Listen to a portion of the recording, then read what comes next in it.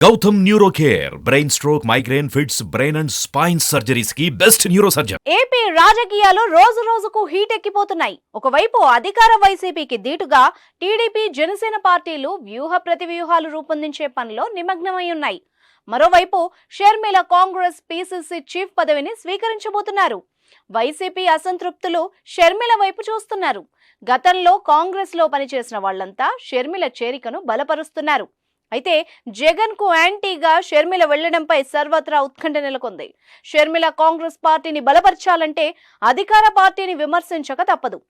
జగన్ అన్న వదిలిన బాణాన్ని అంటూ జగన్ ను అధికారంలోకి తీసుకొచ్చిన షర్మిల అదే బాణంతో వైసీపీని ఓడిస్తుందా అనేది వైఎస్ అభిమానుల్లో కలవరం రేపుతోంది.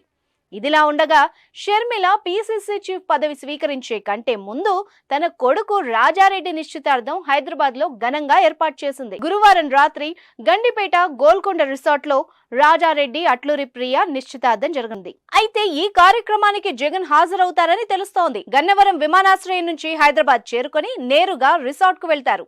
అక్కడ కాబోయే నూతన జంటను ఆశీర్వదించి తిరిగి వెంటనే విజయవాడ వెళ్తారని పార్టీ వర్గాలు ప్రకటించాయి. జగన్ మేనల్లుడి నిశ్చితార్థానికి హాజరవుతున్న విషయంపై వైఎస్ అభిమానులు ఆనందంగానే ఉన్నారు.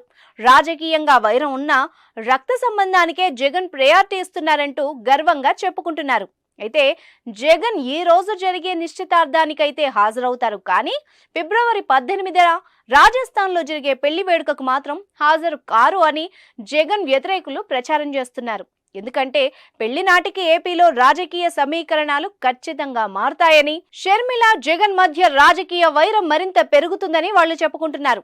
ఇక వైసీపీ అసంతృప్తులు టీడీపీలోకి వెళ్లకుండా షర్మిల జగన్ కు మేలే చేస్తుందని మరికొందరు అంటున్నారు.